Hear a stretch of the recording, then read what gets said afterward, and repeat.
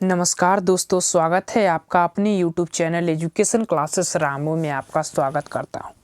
दोस्तों, आज की वीडियो होगी हमारा हिंदी से रिलेटेड प्रैक्टिस सेट 8वां होगा, ध्यान रखिएगा। और आप कह सकते हैं कि टॉपिक भी 8वां होगा हिंदी से रिलेटेड।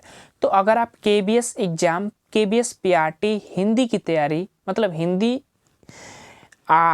आप KBS PRT की तैयारी करते होंगे तो हिंदी से आपको पता होगा 30 नंबर के प्रश्न जो है आपके पूछे जाते हैं, या सिलेबस में दिया गया है 30 नंबर के प्रश्न पूछे जाएंगे। उसमें से हमारा 8वां टॉपिक हमने उठाया है और वो हमारा टॉपिक होगा कारक। ध्यान रखिएगा, मोस्ट इम्पोर्टेंट टॉपिक है कारक। और इससे रिलेटेड जो है इम्पोर्टेंट हम 50 प्रश्न जो है करने वाले हैं। वीडियो अगर आपको अच्छा लगे, हमारा प्रैक्टिस सेट और पढ़ाने का तरीका आपको अच्छा लगे तो वीडियो को लाइक करिएगा, शेयर करिएगा, सब्सक्राइब करिएगा। और आप भी अगर कंपटीशन एग्जाम की तैयारी करते होंगे तो आप ऐसे ही वीडियो देखना पसंद करिएगा। कम समय में ज़्यादा प्रश्न आपके सामने हो, वो आपके लिए इम्पोर्टेंट होता है। बाकी चीज़ें अगर किसी के बहकावे में कोई अदर यूट्यूब चैनल पर आप फोकस करेंगे तो वो आपको सिर्फ लालच देंगे, और लालच नहीं, लालच अपने जीवन की बर्बादी है। इस चीज़ को ध्यान रखिएगा। आगे चलते हैं। आप लोगों के लिए सबसे बेस्ट चीज़ वही है जो आपको वो प्रश्न आपको चुनौती देते हैं। जो प्रश्न आपको आते हैं वो आपके लिए सही नहीं, लेकिन जो नहीं आते हैं वो आपके लिए सही होते हैं, क्योंकि रिजल्ट भी वैसे प्रश्न ही दिलाते हैं। तो चलिए, पहली चीज़ मैं कारक के कुछ बातें आपको बता देता हूँ। कारक का अर्थ होता है, देखिए, कारक जो है क्री धातु और रउल प्रत्यय, रउल आपको पता होगा ना, प्रत्यय रउल रउल प्रत्यय से मिलकर बना होता है। कारक का अर्थ होता है करने वाला, या करने वाला आप कह सकते हैं, होता है कारक का अर्थ। अब यहाँ चीज़ दो बातें ध्यान रखिएगा। संस्कृत के कारक अलग होते हैं, मतलब अलग का मतलब कि उनकी संख्या कम होती है, और हिंदी के कारक अलग होती है। तो अगर हम हिंदी की बात करें तो हिंदी में कारक 8 होते हैं, संस्कृत में कारक 6 होते हैं। संबंध और संबोधन कारक की श्रेणी में नहीं गिने जाते हैं संस्कृत में। और एक चीज़, विभक्तियाँ जो है 7 होती हैं। विभक्तियाँ 7 होती हैं, संख्या 7 होती हैं, लेकिन विभक्तियों के प्रकार जो है 2 होते हैं। ध्यान रखिएगा, 2 होते हैं। कौन कौन से? एक संश्लेषित और एक विश्लेषित, सटकर और हटकर, इसका हिंदी में अर्थ होता है। तो ये जो 2 पॉइंट जो हैं, ये कुछ पॉइंट है जो कारक से रिलेटेड, जो डायरेक्टली आपको याद होने चाहिए। बेसिक बातें हैं, आपको पता होनी चाहिए। और जो हिंदी के 8 कारक होते हैं उनके नाम आपको बता देता हूँ। कर्ता, कर्म, करण, संप्रदा, आपदा, संबंध, अधिकरण, संबोधन, ये जो है 8 कारक होते हैं। इसमें से कुछ इंपॉर्टेंट पॉइंट, जैसे आपको कर्ता, सबको पता होगा कि सब्जेक्ट जो होता है कर्ता, बीच में होता है कर्म, और उसके बाद होता है कारक, करण कारक। करण कारक के एक मोस्ट इम्पोर्टेंट पॉइंट है, जो कि एक आप कह सकते हैं कि रूल है या ट्रिक है। जैसे हमें अगर प्रश्न में ये पता करना है कि करण कारक कौन सा है, तो वो एक तरीका होता है। आपको मैं कुछ चीज़ें बता देता हूँ। जैसे अगर हम करण कारक यानी कि तृतीया विभक्ति वाला जो कारक होता है, उसमें एक पॉइंट है कि साथ के योग में और अंग विकार के योग में, जैसे आपके शरीर में कोई विकार उत्पन्न हो जाता है, चाहे अंधे हैं, लंगड़े हैं, लूजे हैं, इसकी वजह से कोई भी आपका विकार घोषित किया जाता है आपके शरीर को, तो उसमें तृतीया विभक्ति होता है, तृतीया कारक होता है। तो ध्यान रखिएगा, तृतीया कारक। तृतीया कारक एक प्रकार का साधन होता है। जैसे हम कलम से क्या लिखते हैं, नकल लिखते हैं, तो कलम से लिखते हैं, तो कलम हमारी क्या हो जाएगी, तृतीय कारक के अंतर्गत आ जाती है। अब यहाँ पर एक चौथा है हमारा संप्रदा कारक। संप्रदा का मतलब होता है कि आप किसी को दान देते हैं, दक्षिणा देते हैं, समर्पित करते हैं आप उसके प्रति कुछ, वैसी स्थिति में जो है संप्रदा कारक होता है। नमस्कार के योग में, प्रणाम के योग में, अच्छा लगने के योग में जो है, समर्पित होने के योग में है, चतुर्थी विभक्ति होती है। चौथा कारक होता है, आप कह सकते हैं संप्रदा कारक होता है। उसके बाद आपदान कारक में एक दूसरे से अलग हुआ जाता है, भय होती है, डर होता है। जब आप एक दूसरे से अलग होते हैं तो भय होती है, या एक दूसरे से अलग करने का तरीका तुलना हो जाता है।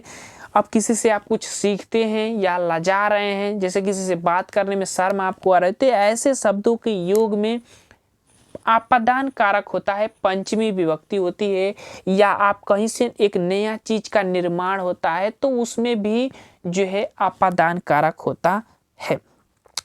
तो ये जो है 3 ऐसे कारक हैं, डायरेक्टली इन कारकों से ज़्यादा प्रश्न पूछे जा सकते हैं और इनके कुछ मैंने पॉइंट आपको विशेषली इम्पोर्टेंट आपको बता दिए हैं।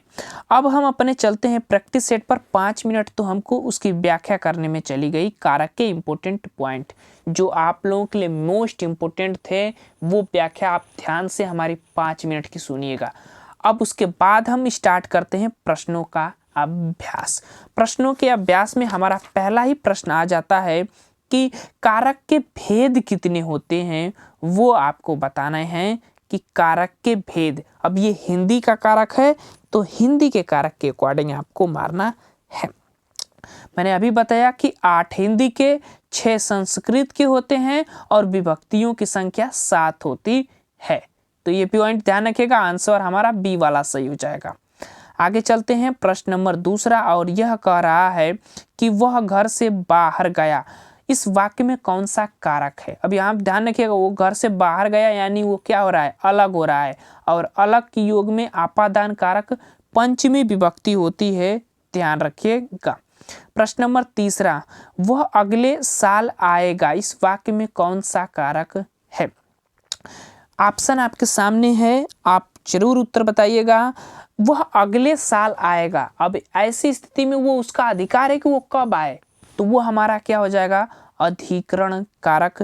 डी वाला विकल्प जो है हमारा सही हो जाएगा, अधिकरण कारक, जिसको हम सप्तमी विभक्ति कहते हैं।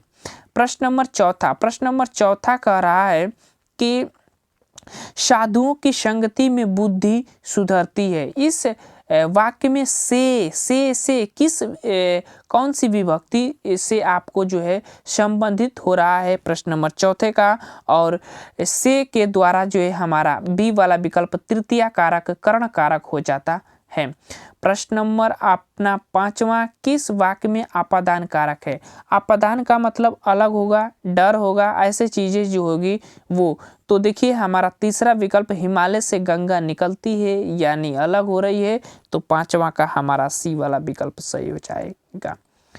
6वां प्रश्न, के लिए किस कारक का चिन्ह है? के लिए प्रश्न नंबर 6 किस कारक का चिन्ह है? तो ये हमारा तृतीया कारक कर्ण कारक बी वाला विकल्प जो है सही हो जाएगा। प्रश्न नंबर 7, वृक्ष पर पंछी बैठे हैं। अब वृक्ष पर पक्षी बैठे हैं और पर जो है किस कारक के अंतर्गत आता है वो आपको बताना है। प्रश्न नंबर 7 का विकल्प आपको दिखा देता हूं, ये रहा आपका विकल्प प्रश्न नंबर 7 का। कौन सा पर किस कारक के अंतर्गत आएगा? तो वो हमारा आएगा अधिकरण कारक। अधिकरण में पर ऊपर होता है ना, यही ना होता है अधिकरण कारक में। आगे चलते हैं प्रश्न नंबर 8। प्रश्न नंबर 8 का थोड़ा जूम छोटा करना पड़ेगा, इसको यहाँ से छोटा थोड़ा कर लेता हूँ क्योंकि लंबा हो जा रहा है। चलिए प्रश्न नंबर 8, निम्नलिखित वाक्य को पढ़िए तथा उसमें कारक के सही भेद को पहचानिए। हे प्रभु मेरी इच्छा पूर्ण करो। अब ये किस कारक के अंतर्गत आएगा? हे प्रभु, तो ये संबोधन में आ जाएगा, हे प्रभु प्रतीक चिन्ह से भी, तो सी वाला विकल्प हमारा इसका सही हो जाएगा प्रश्न नंबर 8 का। ठीक, प्रश्न नंबर 9 कह रहा है कि राम ने लता को अपनी पुस्तक, अपनी कलम दे दी। इस वाक्य में को किस कारक चिन्ह का प्रतीक चिन्ह है? प्रश्न नंबर 9। तो यहाँ पर क्या हो रहा है, पहले एक तरीका देखिए, यहाँ पर कुछ दे रहा है तो दान हो रहा है, तो वहाँ हमारा संप्रदा कारक ए वाला विकल्प सही हो जाएगा। प्रश्न नंबर 10, चारपाई पर भाई साहब बैठे हैं। इस वाक्य में चारपाई में कौन सा कारक होगा? प्रश्न नंबर 10। प्रश्न नंबर 10 कौन सा कारक? अब देखिए ये चारपाई पर बैठ रहे हैं तो उनका अधिकार है भाई बैठना, बी वाला विकल्प जो है सही हो जाएगा। प्रश्न नंबर 11, संबोधन कारक में कौन सी विभक्ति होगी? संबोधन कारक में काफी पूछा जाता है, कौन सी विभक्ति? तो प्रथमा विभक्ति होती है, बी वाला विकल्प इसका 11 का सही हो जाएगा। प्रश्न नंबर अगला है निर्देशन निम्नांकित पंक्ति के सभी संबंध में प्रश्न 12 से 14 तक के उत्तर दीजिए। अरे भाई उत्तर ही देना है। प्रश्न नंबर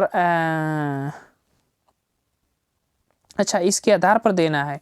राहुल के भाई ने प्रथम पुरस्कार प्राप्त किया, उपयुक्त वाक्य में कर्ता कौन है? अब यहाँ पर इस वाक्य में आपको कर्ता बताना है कि कर्ता कारक जो है इस वाक्य में कौन है। राहुल के भाई ने प्रथम पुरस्कार प्राप्त किया, तो देखिए यहाँ पर राहुल है, यहाँ पर भाई है, दो ऑप्शन 12 के दिए गए हैं इधर, और पढ़ने की जरूरत भी नहीं है क्योंकि राहुल के भाई ने, अब यहाँ पर कर्ता ने तो भाई ने, तो इस तरह से हमारा जो है कर्ता कारक पूछा है, तो बी वाला विकल्प जो है उसका भाई में कर्ता कारक हो जाएगा, बी वाला विकल्प इसका सही हो जाएगा, ध्यान रखिएगा। अब हम चलते हैं आगे, इसी से रिलेटेड, इसी वाक्य से रिलेटेड है। उपयुक्त वाक्य में क्रिया आपको बतानी है, तो क्रिया आपको बतानी है प्रश्न नंबर 13 का। और चलिए हम चलते हैं यहाँ पर, यहाँ है कि राहुल के भाई ने प्रथम पुरस्कार प्राप्त किया, प्रश्न नंबर 13 का। अब राहुल के भाई ने प्रथम पुरस्कार प्राप्त किया, अब यहाँ पर क्रिया जो होगी वो होगी हमारा प्राप्त किया, क्रिया वही ना होती है सी वाला। अब कर्म बताना है, तो प्रश्न नंबर 14 का कर्म कौन सा होगा? अब देखिए फिर हम चलते हैं ताकि पढ़ेंगे तो ध्यान से आ जाएगा।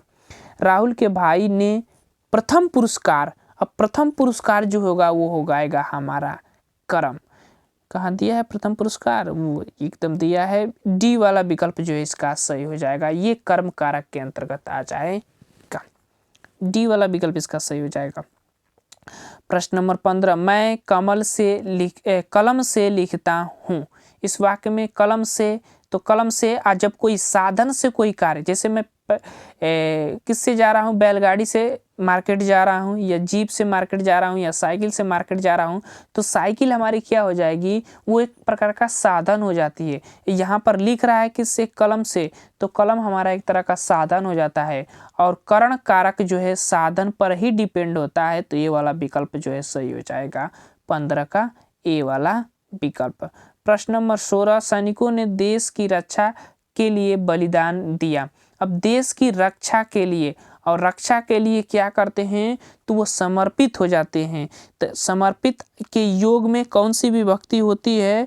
चतुर्थी विभक्ति। मैंने बताया था ना कि जब किसी चीज को दान दिया जाता है या आप किसी के प्रति समर्पित हो गए हैं, तो वैसी स्थिति में चतुर्थी विभक्ति संप्रदा कारक हो जाता है, सी वाला हो जाता है। पहले ही मैंने 5 मिनट के सेशन में बताया, इसी वीडियो के शुरू वाले पार्ट में मैंने बताया हूँ, ध्यान से उस 5 मिनट वाली पार्ट को सुनिएगा। प्रश्न नंबर 17, राजा ने गरीबों को कंबल दिए, इस वाक्य में कौन सा कारक है? अब कंबल में पूछ रहा है, रेखांकित कम पाठ में कंबल में कौन सा कारक है? प्रश्न नंबर 17, प्रश्न नंबर 17 का हमारा जो उत्तर होगा वो होगा, कर्ता ने कर्म को क्या दिया गया भाई? कंबल दिया गया, तो कंबल में हमारा कर्म कारक हो जाएगा, डी वाला विकल्प जो है सही हो जाएगा। प्रश्न नंबर 18, दान के अर्थ में, अब अभी देखो फिर वही बात आ गई, दान के अर्थ में कौन सी विभक्ति होगी? दान करें, समर्पित होएं, ऐसी चीजें, नमस्कार करें, प्रणाम करें, ऐसी चीजों में जो है चतुर्थी विभक्ति होती है। कुछ मत सोचिएगा, 18 का डी ही मारिएगा। संबोधन का चिन्ह बच्चा भी बता देगा कि ये संबोधन का चिन्ह है, ठीक है ना, बच्चा भी बता देगा। प्रश्न नंबर 20, इन फूलों का रंग बहुत सुहावना है, इस वाक्य में का किस कारक का चिन्ह है? ये का वाला चिन्ह, इन फूलों का रंग बहुत सुहावना है, इस वाक्य में का कारक जो है किस का प्रतीक चिन्ह है? प्रश्न नंबर 20 का, तो संबंध काके की नानी रे, बी वाला विकल्प सही हो जाएगा। प्रश्न नंबर 21, आपको थोड़ा वो चीज सुना देता, कर्ता ने कर्म को करण से के द्वारा संप्रदा को के लिए अपदान से अलग होने के दशा में संबंध काके की नानी रे, अधिकरण में पै पर ऊपर, ये जो होता है कारक हमारा पूरा हो जाता है। प्रश्न नंबर 21, अलग होने के अर्थ में कौन सा कारक, तो आपादान कारक। हिमालय से गंगा निकलती है, बच्चा पेड़ से कुत्ता है, ये सब आपादान कारक के उदाहरण है। अलग हो रहे हैं ना वहाँ पर। नमस्कार के योग में मैंने अभी पहले ही बताया था 22 प्रश्न। नमस्कार के योग में कौन सी विभक्ति होती है, कुछ मत सोचिए, चौथी विभक्ति होती है। मैंने बताया ना, नमस्कार, प्रणाम, आदर, सम्मान, और किसी को दान दे रहे हैं, किसी के प्रति समर्पित हो रहे हैं, इसके योग में चतुर्थी विभक्ति होती है। प्रश्न नंबर 23, मेरी उम्र 50 वर्ष है, इस वाक्य में कौन सा कारक है। मेरी उम्र जो है 50 वर्ष है, तो इस वाक्य में कारक आपको बताना है प्रश्न नंबर 23 का, और वो कारक हमारा होगा, वो होगा एक प्रकार का संबंध हो जाता है, जीवन से संबंध, ये वाला विकल्प सही हो जाएगा। प्रश्न नंबर 24, किताब मेज पर रख दो, वाक्य में पर और पर का मतलब अधिकरण, और अधिकरण कारक में होता है सप्तमी विभक्ति। इस तरह से डी वाला विकल्प जो है सही हो जाएगा। ये भी ध्यान रखिएगा, कई लोगों को ये नहीं पता होगा कि विभक्ति में कैसे अधिकरण कारक आ रहा है।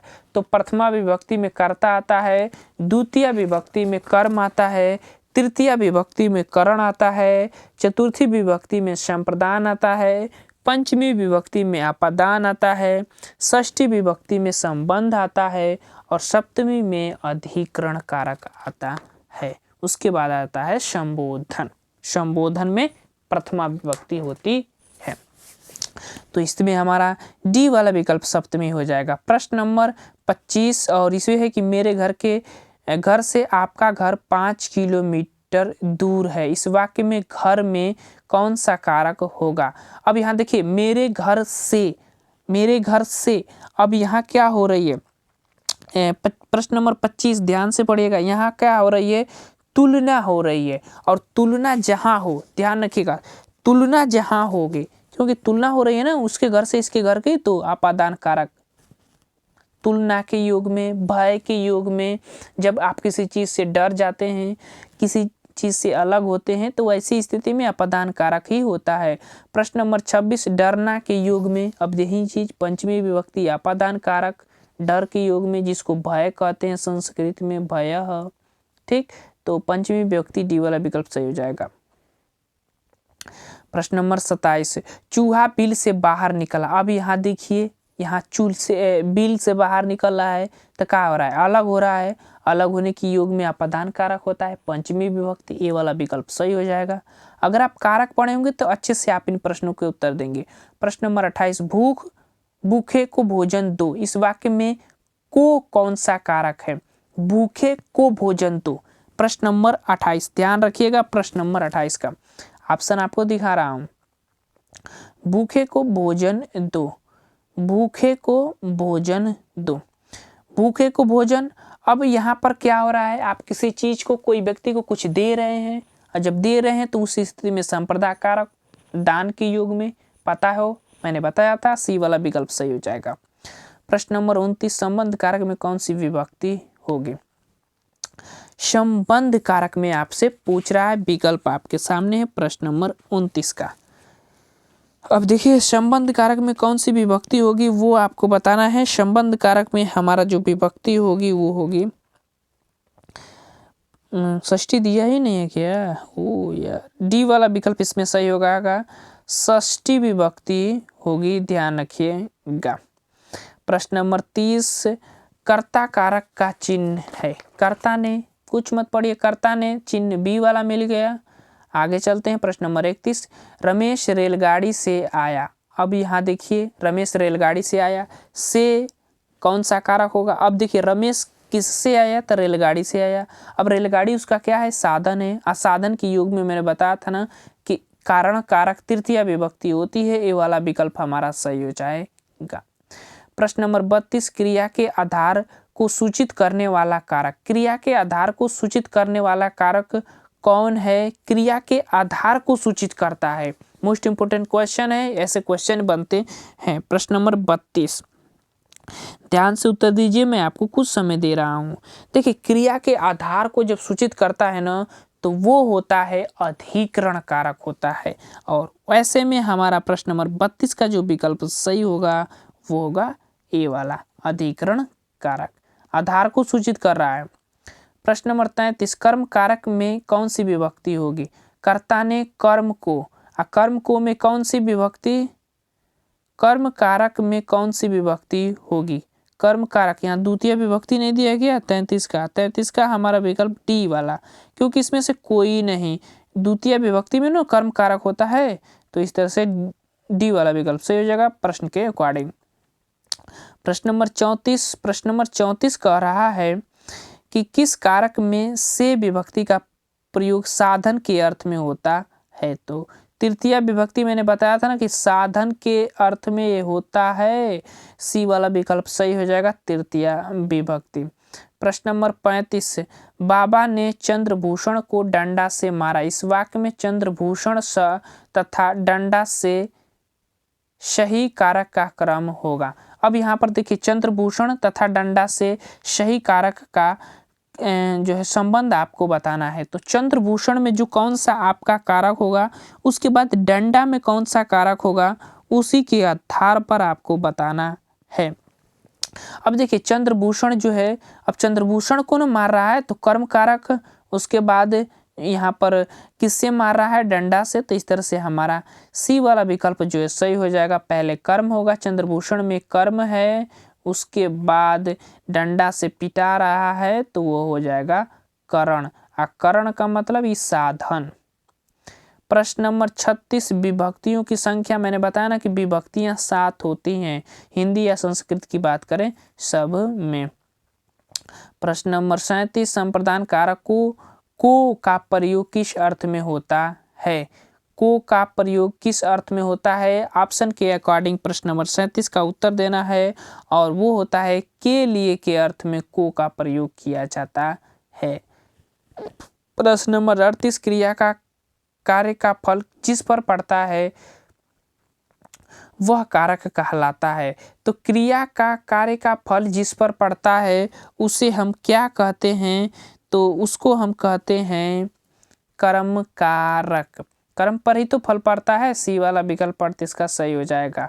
प्रश्न नंबर 39 वह कार मेरी है, इस वाक्य में कौन सा कारक है? प्रश्न नंबर 39 वह कार मेरी है। ऐसे में जब आप चीज मेरी किसी से जोड़ते हैं तो संबंध के साथ ही जाइएगा, बी वाला विकल्प सही हो जाएगा। प्रश्न नंबर 40 कारक चिन्हों को कहा जाता है, कारक चिन्हों को क्या कहा जाता है? प्रश्न नंबर 40 का उत्तर दीजिए, मोस्ट इम्पोर्टेंट प्रश्न है। इसको हम कहते हैं परसर्ग, यूपी टेट में पूछा गया प्रश्न है, सी वाला विकल्प सही हो जाएगा। प्रश्न नंबर 41 तोता डाली पर बैठा है, इस वाक्य में कारक कौन सा होगा? अब डाली पर बैठा है, अब उसका अधिकार है भाई बैठने का, रोक तो सकती नहीं, बी वाला विकल्प सही हो जाएगा, अधिकरण कारक हो जाएगा। प्रश्न नंबर 42 निम्न में से कारक नहीं है, इसमें से कारक कौन सा नहीं है? तो एक होता है संबंध और एक होता है संबोधन, ए वाला विकल्प दिया गया है तो सही हो जाएगा। प्रश्न नंबर 43 रमेश माता पिता को प्रणाम करता है, माता पिता पद में कारक आपको बताना है। माता पिता जो रेखांकित पद है उसमें आपको कारक बताना है, कारक के साथ विभक्तियां भी बताना है, ये भी ध्यान रखिएगा प्रश्न नंबर 43 का। अब देखिए माता पिता, अब यहाँ से पकड़िएगा, प्रणाम में आप कौन सी विभक्ति? चौथी विभक्ति, सी वाला विकल्प में मिल रहा है और चौथी विभक्ति, तो सी वाला विकल्प हमारा सही हो जाएगा।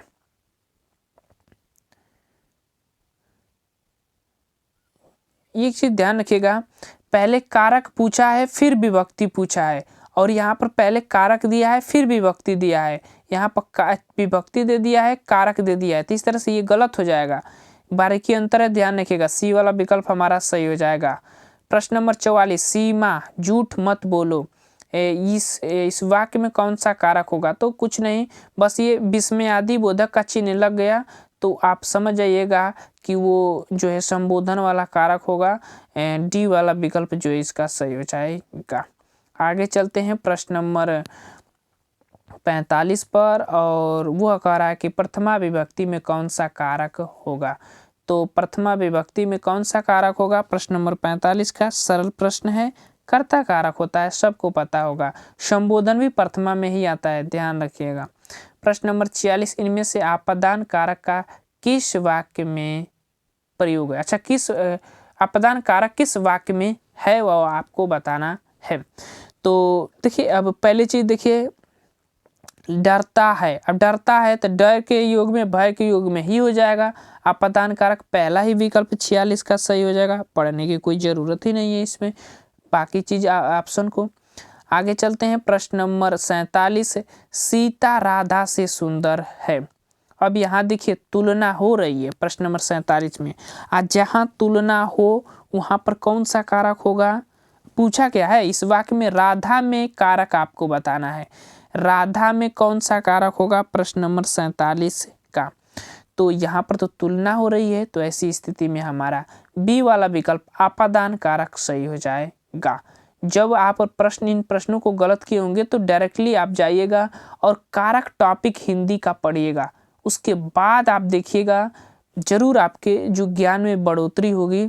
बाकी चीज़ें गलतियां हर इंसान से होती हैं। प्रश्न नंबर 48, सीता को पुस्तक दो। इस वाक्य में सीता को का प्रयोग किस कारक में हुआ है? सीता को। अब आपको बताना है कौन सा कारक होगा प्रश्न नंबर 48 का। और हम कारक की बात करें तो जब आपको पता होगा भैया कि किसी को जब दान दिया जाता है तो उसमें हम संप्रदा कारक कहते हैं। अब यहाँ भी तो सीता को दिया जा रहा है पुस्तक, तो ऐसे में बी वाला विकल्प हमारा सही हो जाएगा। आगे चलते हैं, प्रश्न नंबर 49, आपका पत्र प्राप्त हुआ। इस वाक्य में आपका में कौन सा कारक है? इम्पोर्टेंट पॉइंट है। आपका में प्रश्न नंबर 49 कौन सा कारक है? तो देखिए ये चीज क्या है, आपका, यानी लगता है कि मैं मतलब इससे आपका कोई संबंध है, तभी आपको ये पत्र जो है आपको मिला है। वैसे में आप संबंध कारक डी वाला विकल्प सही हो जाएगा। ऐसे चीज़ों को थोड़ा जोड़ेंगे ना तो काफ़ी आसानी से प्रश्न हल कर सकते हैं ऐसे प्रश्नों को। प्रश्न नंबर 50, साहब ने चपरासी को बुलाया। इस वाक्य में चपरासी में कौन सा कारक है? अब साहब ने किसको बुलाया भाई? किसको? तो चपरासी को। अब किसको को के अर्थ में हम क्या प्रयोग करते हैं? कर्म कारक द्वितीय विभक्ति, तो हमारा ए वाला विकल्प जो है इसका सही हो जाएगा 50 का। तो ये थे मोस्ट इम्पोर्टेंट हिंदी के कारक से रिलेटेड इम्पोर्टेंट क्वेश्चन। वीडियो अगर आपको कैसा लगा, अच्छा लगा तो वीडियो को लाइक करिएगा, शेयर करिएगा, सब्सक्राइब करिएगा। चलिए दोस्त वीडियो को समाप्त करते हैं। Thank you for watching this video.